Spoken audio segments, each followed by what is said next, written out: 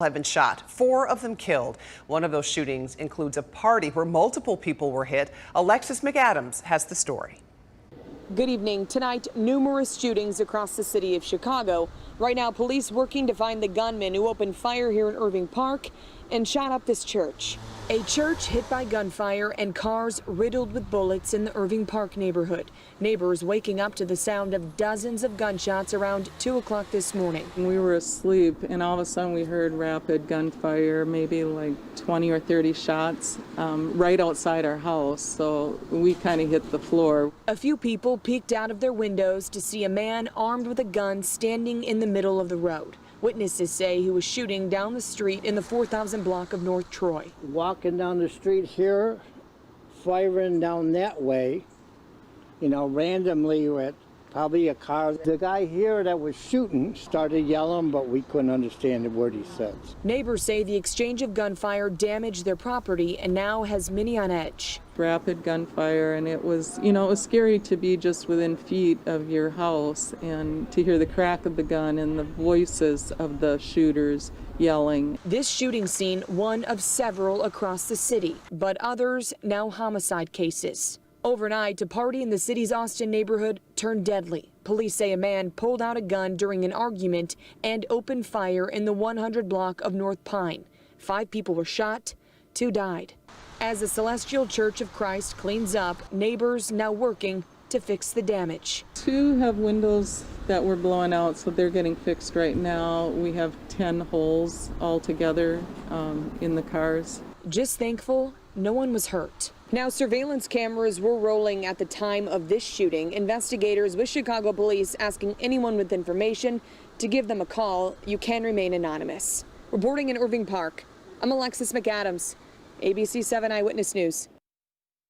All right, Alexis, thank you. Chicago police firing shots after coming under fire themselves. This happened at 115th and South Wentworth. That's in the West Pullman neighborhood, and it happened this morning.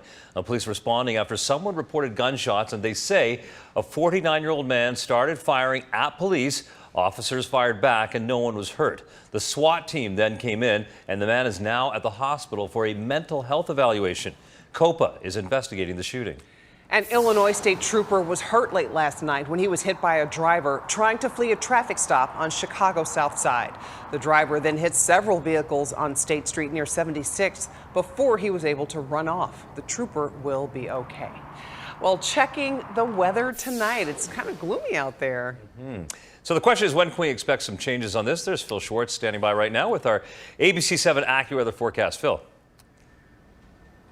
Yeah, Ravi and Karen, a totally different sort of day. Tomorrow, finally, we're going to get a break from the rain. You can see live Doppler 7 Max showing most of the significant rain now east of I-65. Still a few light showers or drizzle, though, possible throughout the night tonight. Here's estimated rainfall. You can see most of the areas in that light green color. That gives us an idea that most of us had less than ½ an inch of rain. Ottawa, you're one of the exceptions with a little over ½ an inch. Naperville and Elmhurst right around 1/3 of an inch, and about 1/4 inch in Northbrook and over in Highland. We're done with most of the rain. There could be a shower overnight. And look at that dew point sitting at 68 degrees. So there's still plenty of moisture in the atmosphere as the front is not through yet. 70 in Lombard, 70 in Crete. Maryville, you're sitting at 71 and 70 right now. In Westville, a broader view shows where the warmer area is down towards Indianapolis. There is a front between here and there, and that front could bring those folks some pretty good showers and storms as that rain-cooled air moves eastward.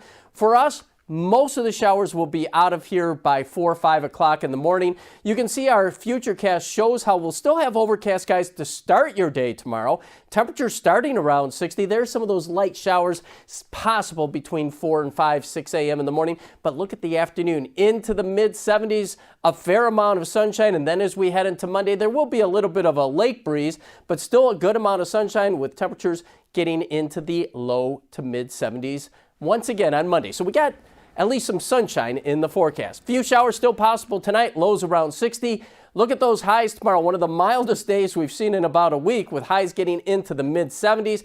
Clearing and warmer, a little bit of a lake breeze will develop, making it a few degrees cooler near the lakefront. Here's the 7-day outlook, and after all the clouds and rain this week, it's going to be a nice change. Back to the upper 70s to lower 80s Tuesday and Wednesday. Next chance for any significant rain after tonight won't come until about Thursday. And even then, we're talking about a high temperature right around 80 degrees. Karen and Ravi. All right, Phil, thanks very much. Summer is still hanging around a little bit. And right now, more than 800 nurses at the University of Illinois Hospital in Chicago are on strike. They walked off the job this morning and they've been rallying outside of the hospital. Our Jesse Kirsch spoke to the union president. Tonight, hundreds of Chicago nurses on strike. After more than 20 bargaining sessions with University of Illinois Hospital, this morning the Illinois Nurses Association walking off the job, demanding a cap on how many patients a nurse treats at any given time. Daycare operators have ratios, right? You can't have more than 8 or 9 infants. Dog kennels have ratios.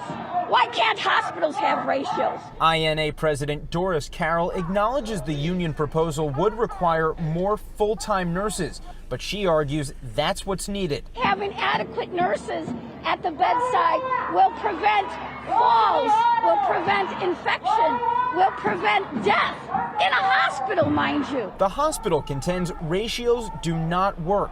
In a statement, the University of Illinois Hospital CEO says he values and respects these nurses' work, but argues ratios ignore fair workload distribution among peers on a shift-to-shift basis. The CEO adding nurse staffing ratios also result in longer emergency department wait times, increased ambulance diversion hours, reduced patient services, and higher operating costs. In all, the union says more than 800 nurses are on strike. That number originally would have been around 1,300, according to the union, but a judge granted a temporary restraining order after the hospital filed a lawsuit.